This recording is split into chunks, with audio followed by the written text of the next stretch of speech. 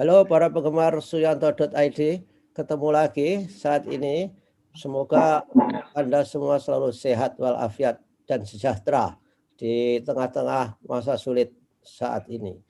Masa sulit menghadapi pandemi COVID-19. Nah, kali ini Suyanto.id tetap pada visinya, yaitu untuk berbagi pengetahuan dan belajar sepanjang hayat.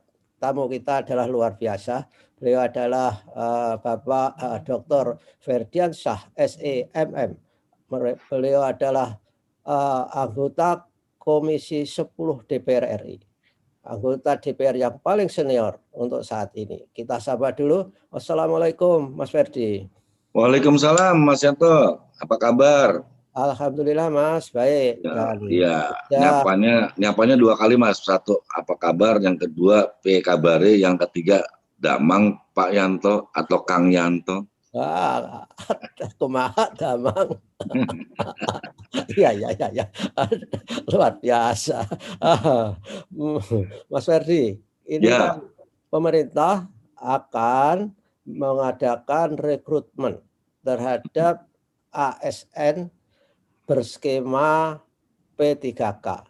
ASN yang satunya akan PNS, ini P3K yang asalnya dari guru honorer menjadi P3K, dan jumlahnya sudah ditetapkan adalah 1 juta orang.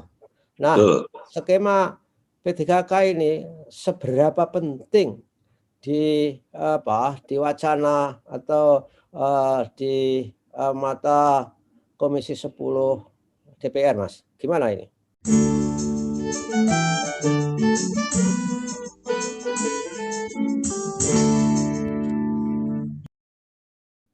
Waduh, ini pertanyaannya yang sangat baik dan perlu diketahui kita bersama, Mas. Jadi bagus. Kami Komisi 10 sangat serius mengenai P3K ini. Karena memang dalam Undang-Undang ASN kan dikatakan yang dikategorikan ASN itu adalah PNS dan P3K. Ya. Jalan itu terbuka dan kita buka, dan alhamdulillah Pak Jokowi membuka diri dan memerintahkan pada bawahannya, yaitu para menteri-menteri, untuk juga melakukan buka, yang akhirnya dibuka kan jumlahnya kuotanya adalah 1 juta, Mas. Ya, betul. Nah, kalau kita lihat pergerakan guru yang akan pensiun itu kan 316.000 untuk 3 tahun. Ya. Nah, ini kan harus direspon. Nah, itu belum lagi yang dianggap beberapa tempat yang memang dianggap kekurangan guru. Itu yang baru bicara guru yang PNS yang. Nah, ini kan harus di-cover, Mas. Nah, oleh karena itu sekali lagi kami Komisi 10 sangat serius menghadapi hal ini. Bahkan nih, sebenarnya izinkanlah saya menyampaikan ya, karena nih tadi Mas Yanto dari awal kan meminta supaya cepat, jadi kita waktunya tinggal 26 menit lagi, Mas Yanto. Nah, yaitu yang pertama, kita alhamdulillah Pak Jokowi sudah memerintahkan pembantunya, yaitu para menteri, dan Pak Jokowi sudah menandatangani namanya surpres, surat Presiden kepada DPR RI untuk melakukan revisi Undang-Undang ASN, Mas, Aparatur Sipil Negara. Sudah, alhamdulillah nih. Jadi, nah ini kita kan harus dukung nih Pak Jokowi ini, tapi jangan sampai Pak Jokowinya suangat pisan, tapi di bawahnya jangan sampai nggak semangat pisan kan. Campuran itu. Jawa Timur dan Sunda. Nah, oleh karena itu ada keputusan Mas Yanto supaya nanti Bapak Ibu mengetahui, yaitu yang pertama yaitu ketika RDP ya, salah satunya RDP dengan Komite ASN, kemudian Komite Pengurus Pusat Perwakilan Wilayah Forum Guru Tenaga Kependidikan Honorer non kategori umur 35 tahun ke atas, namanya disebut GTK-HN K35+. Jadi kita juga perhatikan yang usia yang udah lebih dari 35, Mas Yanto nih. Ya, itu kan nggak bisa masuk skenario PNS itu ya, 35. Nah, itu yang kita minta makanya untuk merevisi undang-undang tadi, Mas, undang-undang ASN itu. Mudah-mudahan dengan desakan kami dari Komisi 10, masukan dari beberapa komponen elemen masyarakat, ya baik itu organisasi profesi guru maupun juga yang lain-lain. Ini juga mudah-mudahan pemerintah ketika nanti kita bahas bisa kita mencari solusi lah. Mencari solusi bagaimana yang 35 plus. Sebenarnya dulu Mas Yanto, sekedar kami sebagai anggota DPR periode yang lalu, 2 periode yang lalu sudah mengategorikan. Jadi kan walaupun ini tidak seksi, tapi ini solusi. Nah, solusinya tuh pertama gini, misalnya yang usia ataupun masa kerjanya nanti diharapkan tidak kurang, bukan tidak, tapi kurang dari 20 tahun, konsekuensinya logis, tentu harus ada beda dengan yang masih memungkinkan. Karena dulu kan zamannya 20 atau 25 tahun, seingat saya itu, kan zamannya masih angkatan Mas Yanto. Kalau yang 25 tahun kan tidak akan mendapatkan pensiun, Mas Yanto ya. Seseorang akan mendapatkan pensiun itu adalah apabila minimal dapat pensiun minimal adalah setelah mempunyai masa kerja 25 tahun. Nah, itulah juga menjadi inspirasi kami, terutama kami Ferdiansa, menyampaikan kenapa nggak juga pola itu diadop lagi. Jadi jadi biar guru-guru kita buka mana yang dapat dan tidak dapat. Nah, itu kan juga bagian solusi, Mas Yanto ya. Dan nanti menghitung. Nah, saya lanjut yang tadi, karena tadi pernyataan Mas Yanto tadi, ya kalau misalnya yang 35 plus itu aplikasi atau implementasi, misalnya dia umurnya katakanlah 37, nah, ditambah 25, 62, ya itu mungkin jadi nggak dapat, ya, telat kan itu. Nah, tapi bagaimana mengenai status? Nah, status kita dorong tetap yang sebagai pilihannya, yaitu mengarah kepada PNS. Nah, karena ini kan tuntutan PNS. Nah, tapi juga kami juga ngasih solusi juga nih Mas Yanto waktu itu. Solusinya apa? Ya mungkin komposisi format pensiunnya tidak pada posisi yang misalnya katakan 60%, tapi mungkin jadi 50%. Jadi nanti yang kurang. Jadi ya, Mas Ferdi. Jadi yang sudah lewat usianya itu, posisi pensiunnya tidak harus bekerja minimum tahun tertentu seperti biasanya yang reguler. Iya, di format ya tentu dengan masa kerja yang lebih rendah ya pensiunnya lebih rendah kan gitu Mas. Ini kan bagian solusi, walaupun menurut saya memang harus didiskusikan kembali, tapi solusi. Karena kan juga saya sampaikan pada beliau-beliau ini, Pak, Bu, sulit kalau negara harus kita menyampaikan hal itu. Tapi kan kita juga cari solusi dalam konteks kemampuan negara, bagaimana supaya apa? Supaya satu, guru-guru ini yang sudah berjerih payah diaku, kan gitu Mas Yanto ya, harus diaku. Nah diaku, kemudian yang selanjutnya bagaimana mengenai statusnya? Semua kan rata-rata minta ke PNS. Oke, kalau PNS tentu ada punya konsekuensi.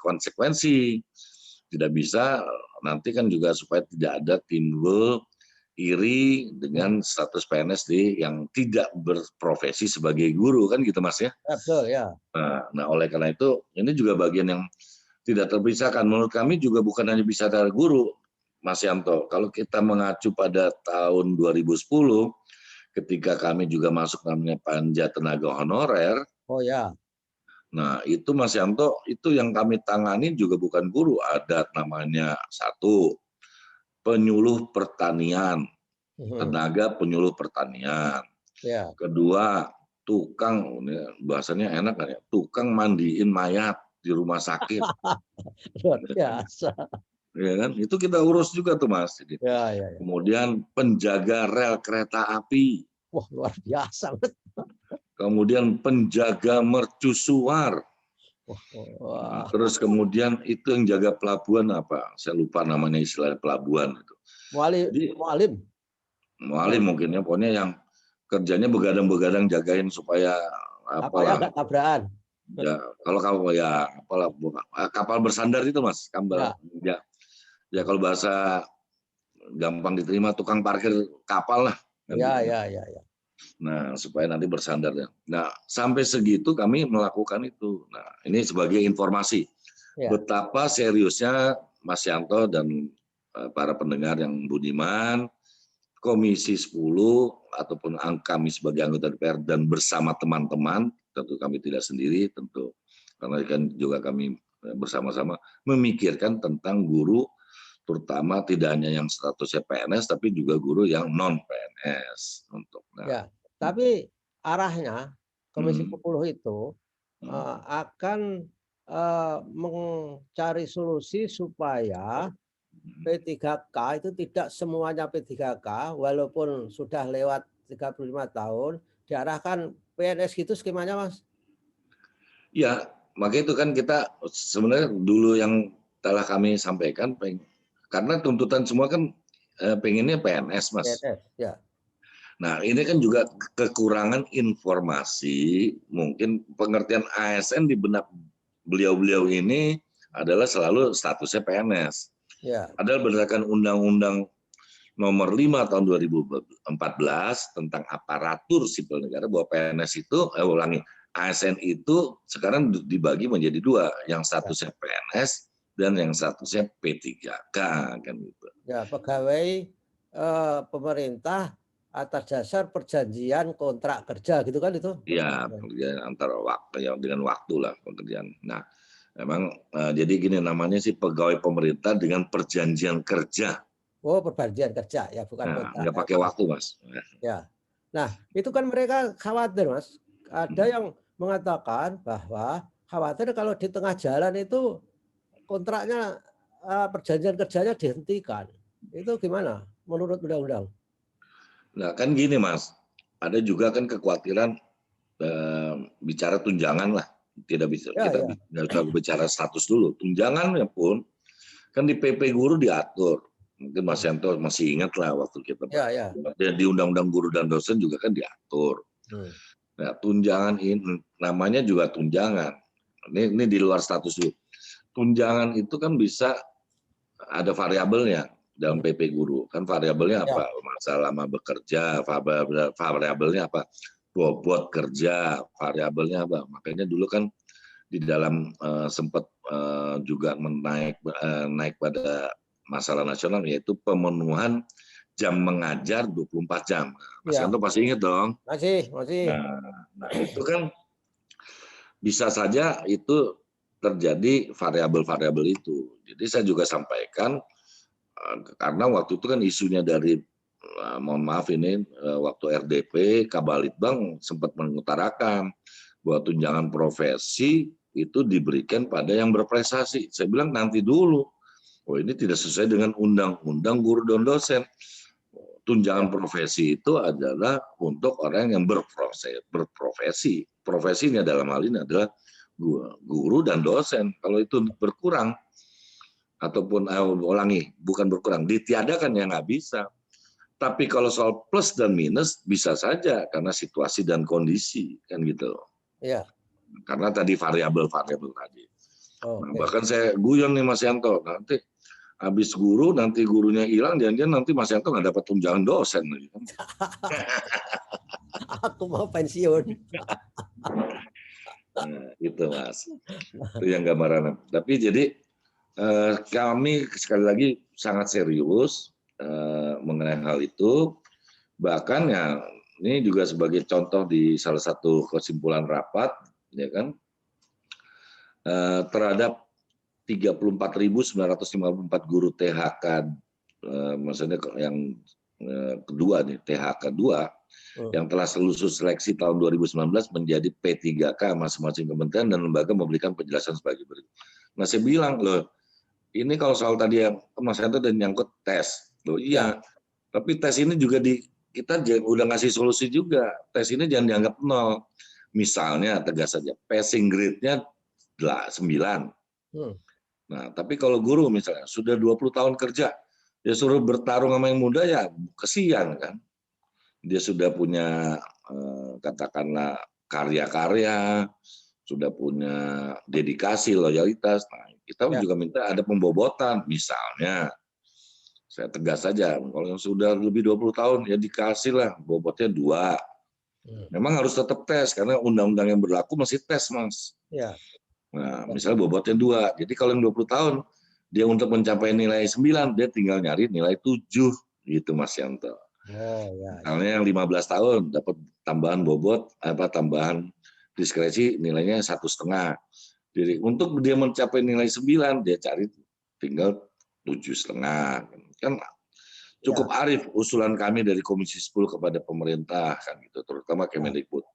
Nah, lagi-lagi nih Mas Yanto, kita mohon juga bersama-sama, ini yang juga nggak bisa ngomong begitu, misalnya itu kan kami bukan semata-mata tugasnya Kemendikbud atau dalam ini Mendikbud ya Mas Nadiem.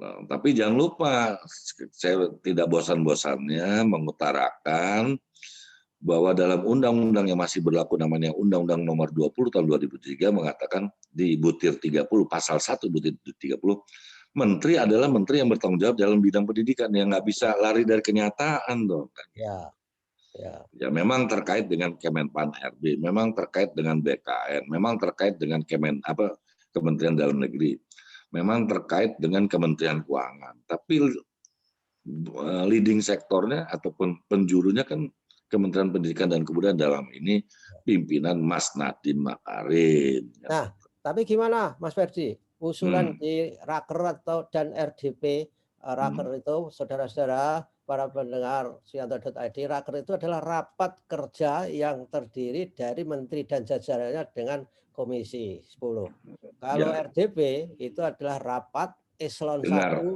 dengan pendapat 10. Biar tahu Mas Ferdi yang belum tahu. Ya, nah, terima kasih. Jadi tapi, biar ini Mas Ferdi, pertanyaan saya, usulan-usulan itu bahwa Komisi 10 mengusulkan supaya masa kerja itu diberi bobot untuk mencapai passing grade. Itu disetujui atau masih dibicarakan atau masih dalam kajian oleh jajaran kementerian? Mesti katanya dikunyah-kunyah. Buta-buta sudah ditelan. Dikunyah-kunyah ya dikaji kayak gitu. Nah, ini menarik Mas. Tadi karena tadi juga catatannya ada sampai batas pengusulan formasi P3K setelah diperpanjang sampai 31 Desember. Tadi Mas Anco sudah sampaikan. Terdapat 400 Pemda yang telah secara resmi mengajukan usulan formasi guru dengan jumlah total usulan 489.664. Tapi juga ada selain itu ada 58 Pemda yang berkomitmen untuk segera melengkapi dokumen pengusulan dengan jumlah total 64.262. Itu betul. Jadi memang mesti ada kenapa ini terjadi. Nah, berarti kami juga nanya ke Pemda, ya kami tidak mendapatkan informasi yang konkret. Bahkan ketika kami juga datang ke beberapa kabupaten, diantaranya Kabupaten Sukabumi, ya dia bilang ini gimana kepastiannya, karena daerah sebenarnya bukan soal berani apa tidak berani, tapi kepastian artinya gini, tegas. Ada nggak ketegasan? Misalnya ini asal sebagai contoh saja Mas Yanto, tunjangannya misalnya 1 juta, mana berapa beban APBN pusat, berapa beban provinsi, dan berapa beban APBD kota kabupaten. Nah, diinginkan seperti itu. Oh, jadi bukan ya Mas, ada sharing karena ini kan sifatnya tunjangan, dan kami juga sudah mengingatkan bahwa kita kan ada namanya alokasi DAU Mas ya, atau DBH, yang supaya tidak akan membebani APBD kan. Nah, ini Kemenku menyampaikan, saya bilang ya jangan dengan soal itu juga, tapi juga harus di-exercise per kabupaten kota, karena situasi kabupaten kota tentu berbeda-beda juga PAD dan APBD-nya. Gitu. Dan jumlah gurunya dan jumlah sekolahnya kan gitu. Sehingga itu dengan kebijakan yang harus juga tidak bisa disamaratakan dari Sabang sampai Merauke. Tentu beda antara pemberlakuan di katakan Gunung Kidul, nggak usah jauh-jauh Gunung Kidul sama Sleman aja harus berbeda. Ya kan, nggak mungkin sama kan. Itu yang kami juga minta. Nah, oleh karena itu ketika menjawab mengenai Kemendagri juga menyampaikan regulasi untuk mengatasi kekurangan guru tahun 2018 dengan P3K, yaitu manajemen pegawai pemerintah dengan perjanjian kerja. Itu ada peraturan presiden tahun 98 tahun 2020 tentang gaji dan tunjangan P3K, dan peraturan pemerintah nomor 49 tahun 2018 tentang manajemen pegawai pemerintah dengan perjanjian kerja. Kemendagri juga telah berkoordinasi dan mendorong Pemda untuk segera mengusulkan formasi guru. Nah, ini kan juga harus ada bentuk-bentuk koordinasi yang harus mungkin ditingkatkan. Ya, Gitu, ya, ya. Mas. Nah, ini nampaknya juga kita dorong. Nah, belum lagi masalah-masalah lain yang tentang informasi, belum lagi juga validasi dan verifikasi supaya apa? Karena juga pengalaman lalu jangan sampai setiap tahun ini akhirnya naik terus yang Ya, honorer kan. Kan ya. harus di cut off, Mas. Heeh. Harus ada batasnya, kalau enggak nanti naik terus. Akhirnya ya mana yang akan kita selesaikan. Nah, kami juga minta ketegasan dari pemerintah. Lagi-lagi ini jadi tugas dan urusannya dan wewenangnya Kemendikbud. Karena kementerian dan KL lain, kementerian dan lembaga lain juga minta bahwa itu data utamanya Kemendikbud. Oke. Jangan dia ngambil dari data lain. Tentu untuk bersama-sama diverifikasi. Tapi data awalnya harus dari Kemendikbud. Kalau yang ada di Kemendikbud, kalau dari Kemenak ya dari Kementerian Agama. Ya, tapi memang kalau kebutuhan kekurangan guru itu nggak segera diselesaikan, Mas Ferdi, itu Ya, hampir setiap bulan tenaga honorer itu tambah terus. Karena kan ya, yang pensiun saja setahun 70-an ribu dan betul. itu harus di cut off tadi seperti kata Mas Ferdi. Kalau tidak, itu terus saja bertambah dan itu statusnya menjadi semakin tidak jelas. Sehingga Ya, saya setuju dengan Mas Ferdi bahwa itu harus ada cut off supaya segera selesai. Tapi selesai. mampu nggak kira-kira itu anggarannya? Mas, kalau saya kembali niatnya, Ya, niat baik, insya Allah punya solusi. ya, ya, ya. Nah, tapi kalau dibilang memuaskan, ya mungkin tidak memuaskan. Kan gitu. Tapi insya Allah punya solusi. Kami punya keyakinan dari DPR RI, Komisi 10, walaupun kita tahu beban negara sedang berat, apalagi dalam kondisi pandemi COVID, tapi kalau niatnya baik dan terinformasikan, sekali lagi Mas Yanto, Ya, teman-teman ataupun beliau-beliau yang tenaga honorer, walaupun sebenarnya bukan tenaga honorer saja, baik yang berstatus PNS maupun non PNS, itu intinya kan minta kepastian saja, ya betul, betul. nggak bicara nilainya dulu, kepastian. Aku ini diangkat nggak sih? Aku ini statusnya apa sih? Kan gitu. Ya, Kan ya, gitu. Walaupun Mas Nadi mengatakan nanti yang tes akan dilakukan pendampingan, akan dibuat bimbel, diberi kesempatan tes 3 kali. ya, Nah itu kan hanya sebuah treatment, bukan sebuah solusi. ya, Beda solusi sama treatment. ya betul. Ini yang juga harus diketahui. Jadi saya juga mencoba mengkritisi secara objektif kepada Mas Nadiem Makarim. Coba dilihat ini itu kalau yang Mas sampaikan itu hanya solusi bagaimana si guru ini bisa lolos dari tes P3K. Tapi solusinya harus ada. Solusinya itu bukan solusi, itu treatment, cara untuk dia supaya Ya, terkurangi. Tapi solusi yang terbaik adalah tadi diantaranya. Ya kan memberi dulu beban ataupun katakan tadi diskresi lah kalau mungkin ya. bahasa.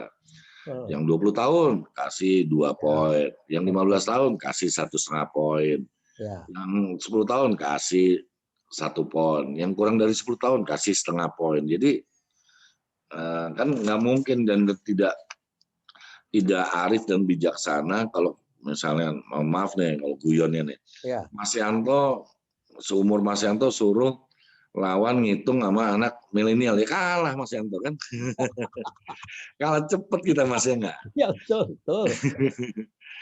Ya kan udah mulai kalau bahasa anak mudanya kita dan Mas Yanto baru-baru Mas Yanto saya pun yang sedikit lebih muda dari Mas Yanto pasti kita ada unsur lambreta Mas ya lambat. Ya, ya. Umur itu nggak bisa ditipu, Mas. Nggak Jadi bisa ditipu. yang guru yang umurnya sudah 49, 59 itu kalau tidak dikasih penghargaan masa kerjanya memang mereka cemas Mas itu. Jadi harusnya ada istilah RPL, rekognisi pengalaman Lampau. eh, pengalaman lalu saya kira ya. Ya. Ya itu penting itu. Saya kira usulan Komisi 10 ini sangat realistik. Mudah-mudahan ngunyah-ngunyahnya itu sudah selesai Mas saat sekarang. Tinggal hasilnya. Itu nggak ditagih Mas. Itu. Apanya Mas dibagi? Nggak ditagih. Apakah usulan Oh nanti kan. Oh ya, ini pertanyaan yang luar biasa dan sangat brilian karena nih yang nanya mantan dirjen, jadi nanyanya ini jadi saya promosi ujian profesor dok ini apa ujian guru besar ini Mas. Pertanyaannya itu saya jawab langsung, insya Allah saya mohon doa restu dan dukungan seluruh Bapak dan Ibu, masyarakat, termasuk Mas Yanto. Kita akan melakukan 8 kali rapat. 8 kali rapat pada posisi tanggal 8 Maret sampai tanggal insya Allah sampai tanggal 8 April. Oh ya. 8 April kita akan melakukan rapat. Nah, rapat itu sama yang tadi disampaikan Mas Yanto dalam bentuk raker dengan Mendikbud beserta jajarannya dalam rapat dengar pendapat. Dengar pendapat tidak hanya dengan Mendikbud, jajaran Mendikbud, rapat dengar pendapat kepala eselon 1. Itu juga kita undang misalnya diantaranya kembali lagi mengundang mengenai Kemenak RI, kemudian mengundang Kemendagri, kemudian mengundang Kemenq, Kementerian Keuangan, mengundang Bappenas, mengundang BPKP, mengundang BPK. Luar biasa. Nah, dan ini niatnya temanya malah seru nih temanya Mas Yanto. Ya. Temanya itu yaitu mengarah pada pengangkatan GTK honorer menjadi PNS, menjadi ASN, maaf, menjadi ASN. Jadi itu sudah diagendakan Komisi 10 supaya ada solusi mengusulkan bahwa P3K itu mengarah ke PNS, gitu kan? Atau honorer semua PNS? Ada dua hal, kami nggak bisa menyatakan semua harus bentuk PNS ya Mas. Ya. Tidak akan mungkin, tentu kan juga kita harus kan gini supaya tahu kan kalau nanti kalau konteksnya mainstreamnya PNS kan ujung-ujungnya orang adalah ngarahnya diantara pensiun Mas. Iya memang. Nah, kita kan juga harus ngitung secara aktuaria Mas. Nah ini yang juga banyak orang nggak tahu kan. Ya. Nah, kalau mau jujur nih Mas Yanto, ini cuma sebenarnya nggak populer kalau saya sampaikan. Ya. Mas Yanto pensiun itu terus dapat uang pensiun sebenarnya itu masih ada beberapa beban negara. Nah, karena apa? Ketika Mas Yanto belum pensiun mengiur itu harusnya agak lebih besar. Nah, jadi singkat kata gini sebelum nanti kita akhiri juga bahwa misalnya Mas Yanto dapat pensiun asal ngomong ya, ngomong misalnya 5 juta. Ya. Dari iuran Mas Yanto itu sebenarnya baru terkumpul untuk bisa membiayai Mas Yanto tiap bulan 5 juta itu cuma 3,5 juta.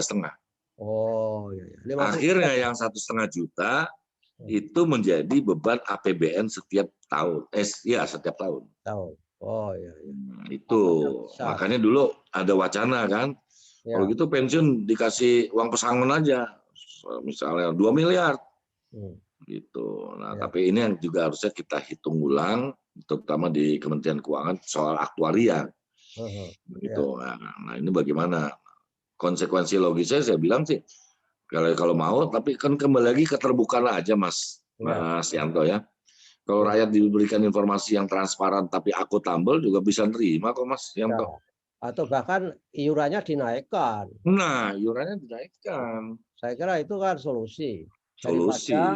Daripada meng-hire guru tanpa pensiun itu sudah memberi stigma bahwa kok makomnya derajatnya beda gitu loh Mas.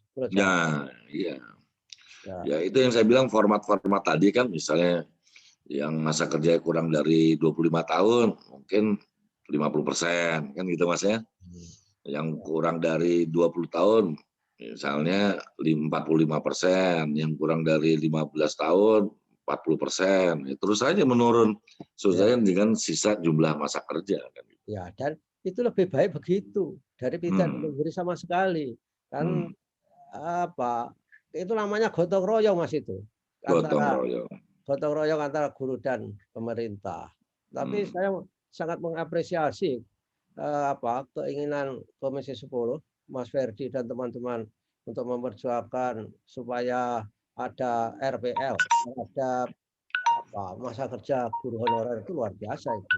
Mas Yanto, satu lagi, jadi izin tadi, jadi dari 8 kali rapat itu ada tiga klasifikasi rapat. Ya. Yang pertama rapat raker, rapat kerja dengan menteri, rapat dengan pendapat, yaitu baik dari Kemendikbud dan juga kementerian lain, dan kita juga ngundang ahli hukum Mas, RDPU, rapat dengar pendapat umum dengan ahli yang bidangnya. Jadi tidak, artinya kami juga ingin mendengar juga bahasa-bahasa dari ahli-ahli yang di bidangnya kan gitu, supaya kita ngambil keputusan itu kan ada orang ngerti yang ya di antaranya juga ya adalah mengenai yang tadi, mengenai keuangan, yang kemudian menjadi aktaria, kemudian juga macam-macam, dan mengenai aspek hukumnya gitu. Jadi itu buat gambaran. Ini sebagai contoh aja kita ngundang misalnya, oh ya nih, ahli hukum pakar tata negara. Oh ya. Kemudian ahli pakar pemerintahan. Kemudian pakar administrasi negara. Hebat kan Komisi 10 Mas? Ya, komplit itu. Apa? Backup-nya atau paling tidak solusinya. Backup-nya. Ya oke lah. Referensi Mas, referensi. Maksudnya kita nanti ngambil keputusan juga jangan kayak tiba saat tiba akal, tapi ada dasarnya. Setelah mendengarkan ahli-ahli, setelah mendengarkan aspirasi, dan setelah mendengarkan situasi dan kondisi saat ini kan. Ya. Setelah itu ngunyah-ngunyah bareng, ya. Ngunyah-ngunyah bareng. Ya oke. Menarik ini. Halo, Mas Ferdi. Ya, saya kira informasinya untuk episode pertama ini sudah diakhiri, Mas Ferdi. Nanti minggu depan kita akan diskusikan lagi mengenai P3K ini dari aspek yang lain. Saya kira saya mengucapkan terima kasih Mas Ferdi atas kebersamaannya. Apakah Mas Ferdi punya puisi untuk sama-sama Mas Yanto? Akan bikin puisi tidak, Mas Ferdi? Puisinya ada sebentar. Ini sambil menunggu puisi 15 detik karena ini. Nah, yang menarik intinya gini aja Mas. Nanti yang kaitan dengan tadi episode, tapi paling nggak nanti kami juga menyampaikan hasil-hasil. Kan juga tidak semua masyarakat terinformasikan hasil-hasil keputusan DPR nanti, biar nanti jangan sampai DPR ini nggak kerja kan gitu. Ya, jadi juga forum supaya apa? Supaya nanti tahu. Ya, oke. Oke, saya tutup dengan pantun Mas ya. Ya oke, please. Ya. Gali parit dengan pahat, tempat air hujan berlalu. Untukmu guru yang terhormat, semoga engkau sejahtera selalu. Amin.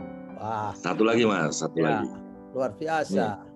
Supaya karena para rektor pabrik guru ini biar dengerin juga. Maksud saya LPTK.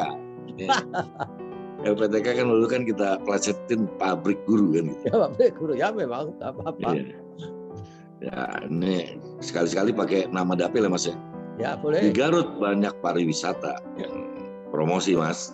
Ya. Di Garut banyak pariwisata. Perginya bersama keluarga.